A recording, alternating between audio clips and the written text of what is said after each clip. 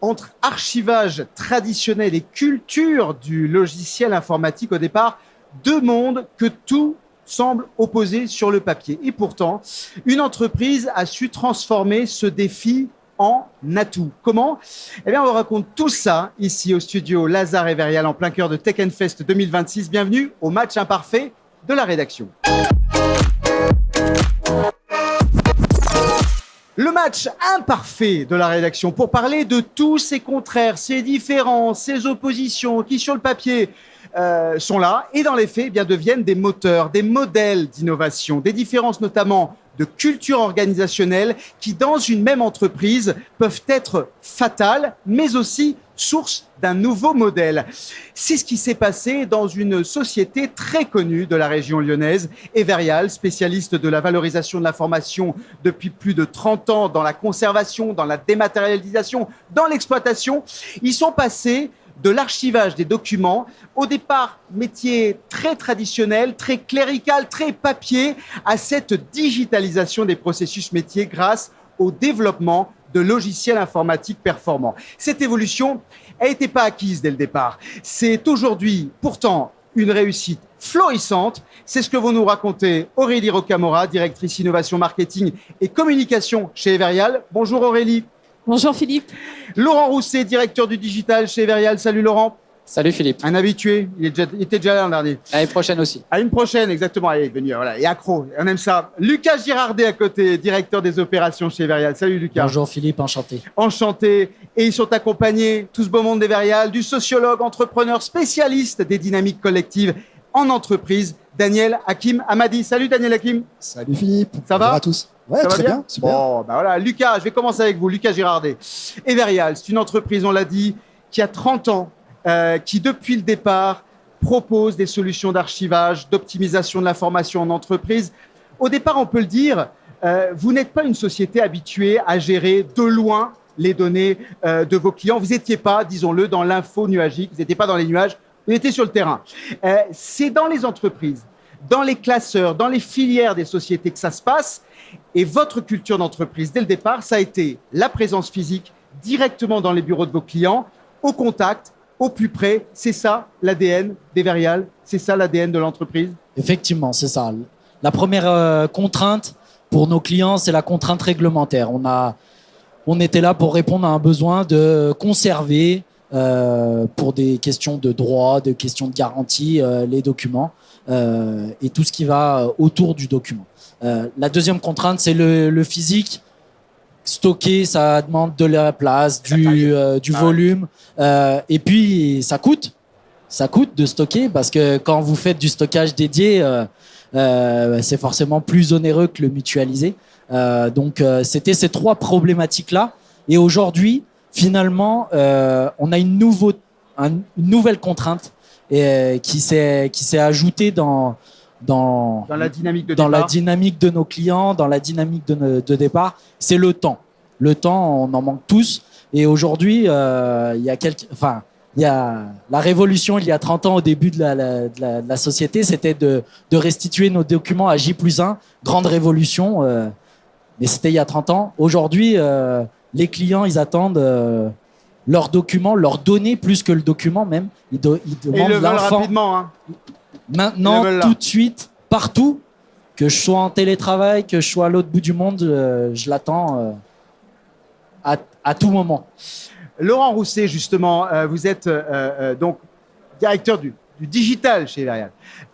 L'usage de la technologie chez vous, ça s'est imposé graduellement ou ça a été une rupture, une révolution dans l'organisation? Alors, avant de parler de digital, on a commencé déjà par numériser. C'est-à-dire que les documents dont parle Lucas, on a commencé à les numériser et ça reste encore un métier historique chez nous puisqu'on numérise encore plus de 40 millions de pages par an. Donc, c'est quand même encore quelque chose d'intéressant. Et à partir de ces assets numériques, on a proposé des logiciels à nos clients pour gérer ces actifs numériques dans des logiciels qu'on appelle de la gestion électronique de documents, de la GED, ou des entrepôts spécialisés où finalement on a proposé on a eu la même promesse à nos clients qui est la conservation de leur patrimoine informationnel. En gros, je vais conserver votre patrimoine documentaire de manière aussi sécurisée en archives physiques qu'en archives numériques. Et puis, la vraie révolution et le vrai changement, c'est que ces armoires numériques qui étaient un petit peu des armoires dormantes, puisque finalement, on consulte assez peu ces documents, que ce soit derrière, dans une armoire ou dans le dos. C'est le trésor de guerre, mais on n'a pas besoin forcément de l'avoir tout le temps. Ouais. Et ben maintenant, on est capable de les questionner. C'est-à-dire qu'on va, grâce à nos logiciels, être capable de parler à nos documents, de leur poser des questions. C'est ce qu'on appelle l'intelligence documentaire. Parce que, quoi qu'on en pense, les prises de décision, elles ne se font pas avec de la BI. Elles se font en regardant les documents, en comprenant ce qu'il y a dedans. Et donc, on propose à nos clients, non plus d'accéder à de la donnée, mais de valoriser leur information. Mais là, on évoque justement depuis le départ avec Lucas et avec vous, Laurent, le contact, la présence physique auprès du client, l'arrivée de la technologie, justement, la numérisation qui s'est faite des documents, et j'ai presque envie de dire son accélération, puisque c'est ce que vous évoquiez, il y a la réalité aujourd'hui. Est-ce que ça a provoqué quand même, au sein de votre organisation d'entreprise, un petit choc des cultures quand même, ou est-ce que ça s'est fait progressivement et naturellement? Il n'y a pas eu de révolution. Je ne pense pas qu'il y ait eu de révolution. Maintenant, on ne peut pas dire qu'un archiviste parle le même langage qu'un data scientist ou qu'un développeur. On ne va pas se raconter la vie.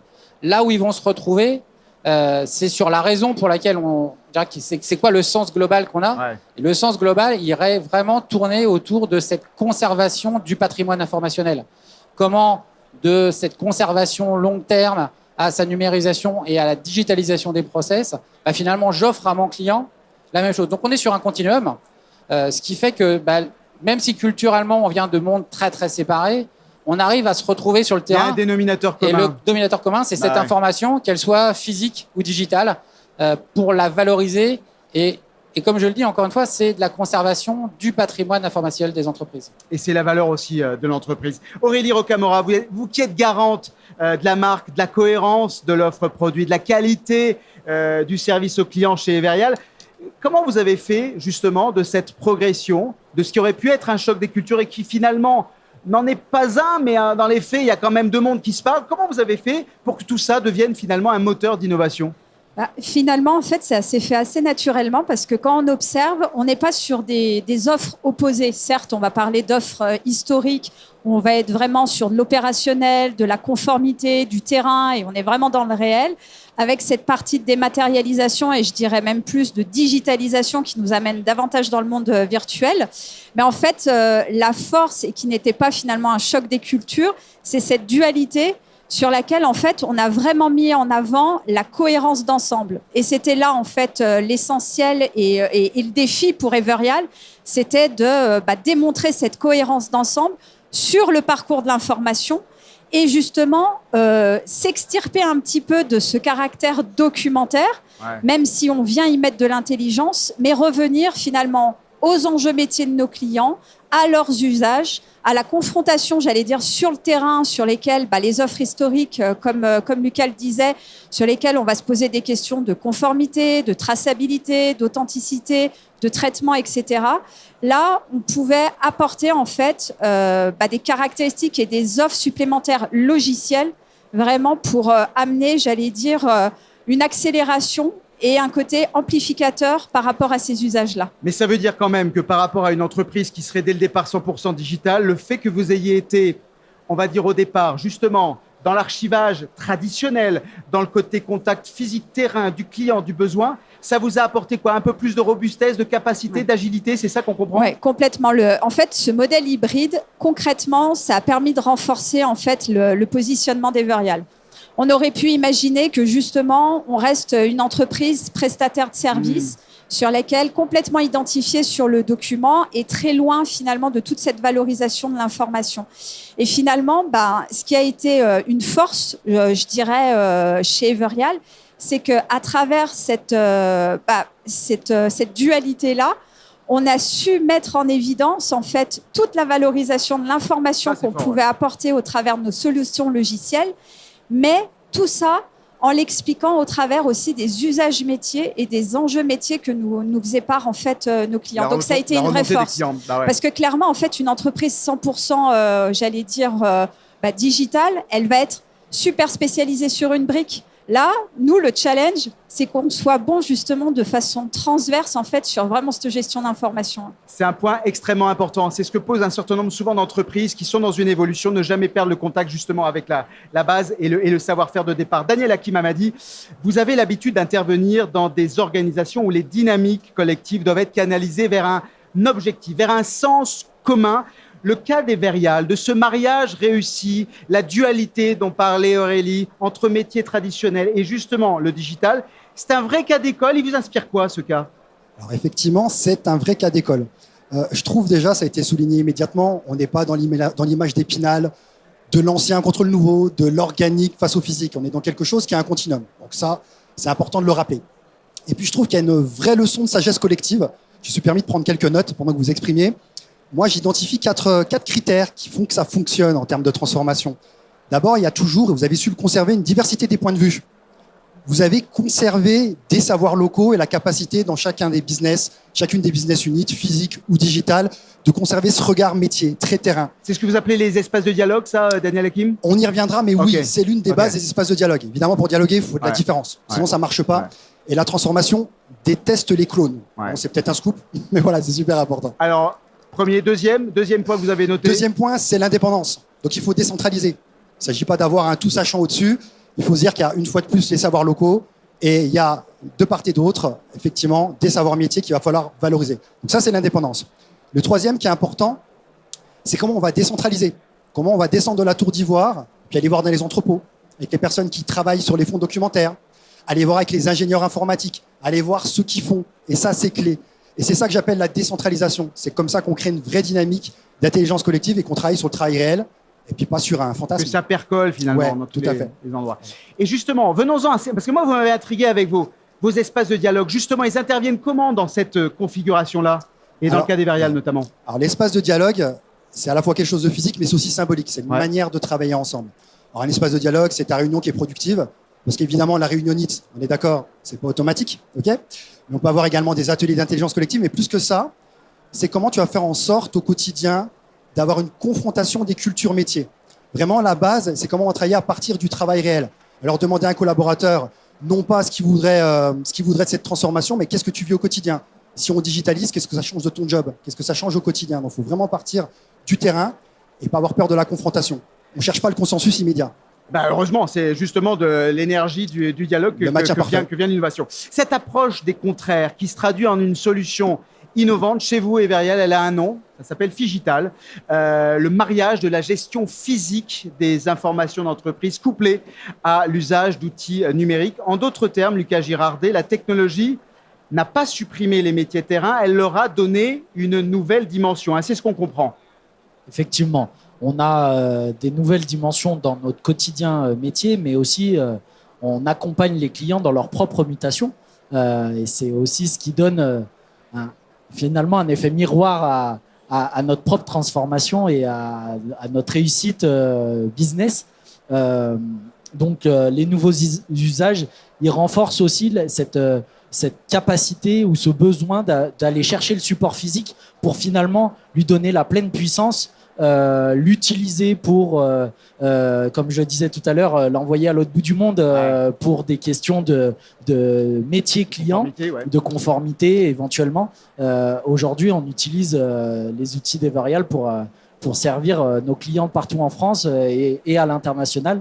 Et je voulais appuyer sur le fait que la présence physique, elle est là aussi pour répondre à un besoin de transmission finalement au sein des entreprises. On a collecté depuis plus de 30 ans des documents propres à chacune des entreprises et on est finalement le fil rouge, le garant entre les collaborateurs du passé, l'organisation du passé, le savoir, le cœur c'est ce que vous appelez l'actif, c'est le patrimoine. Le patrimoine informationnel, l'usage d'aujourd'hui, le besoin immédiat, c'est-à-dire la donnée que je vais chercher dans mes documents aujourd'hui, et anticiper les usages de demain via la technologie et via tous les médias qu'on peut utiliser. Mais là, quand je vous écoute, Et dites-moi si je me trompe, Aurélie, parce que vous êtes garante justement de la marque et de la philosophie. On a l'impression que c'est plus qu'une méthodologie de travail, là, ce que vous avez développé. C'est une vraie philosophie en tant que telle, l'organisation. Je dirais une vraie philosophie. Il y a une vraie conviction sincère, je trouve, dans la démarche de tous les collaborateurs chez Everreal, où en fait, je pense qu'on voit véritablement la force et la synergie qu'on peut avoir sur ce monde de réalité et un caractère très opérationnel de prime abord, et ce côté justement qui sur la partie logicielle qui va donner un effet d'accélération, d'amplification, je dirais, et ça c'est, j'allais dire, c'est le match parfait, mais qui au démarrage est parti justement de différence. Ils vous le remontent, ça, les clients, justement, cet effet d'amplification? Vous avez des retours? Oui, au niveau de la gamme logicielle? En fait, au niveau de la gamme logicielle, l'intérêt, c'est qu'on connaît nos clients. C'est-à-dire que, comme le disait Lucas, on les connaît depuis 30 ans, 35 ans. Donc, on n'est pas en train de leur vendre de la techno. On ne leur vend pas de la RAG, de l'IA, du LLM et tous les acronymes qu'on veut. Ce qu'on leur vend, c'est du métier. On les connaît intimement. On sait quels sont leurs pain points. On a, parmi nos clients, si je prends les experts comptables, on a 15 des plus gros cabinets des 20 en France. C'est énorme. Donc forcément, on sait leur parler. On n'est pas en train de leur vendre des éléments de techno, donc on est toujours sur une application que vous vendez. Non, c'est un métier. On va gérer un cas d'usage. On va dire tiens, c'est quoi un parcours LNMP, c'est quoi de l'onboarding. On est en train de leur parler leur métier et à partir de là, on peut être force de proposition. Et ça, c'est tout le patrimoine et la connaissance qu'on a du terrain.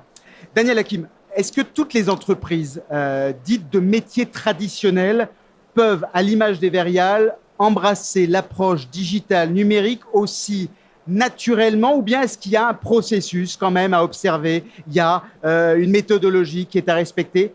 Est-ce qu'on peut appliquer ce modèle-là? Je suis tenté de te dire oui, mais à certaines conditions. Ce qu'il faut se dire une fois pour toutes, c'est plus on a de digital, plus on a d'IA, plus on a de techno, plus on a besoin d'humains. Donc la condition première, c'est de commencer par le métier. Alors comme tu as pu le dire, avec les réalités de terrain de tes clients, on commence par le métier. Seulement après ça, on parle des points de vue, des options possibles sur le terrain. Et in fine, on clôture avec les outils. Et je pense que le meilleur moyen de se planter, le pire match qu'on puisse faire, c'est commencer avec les outils.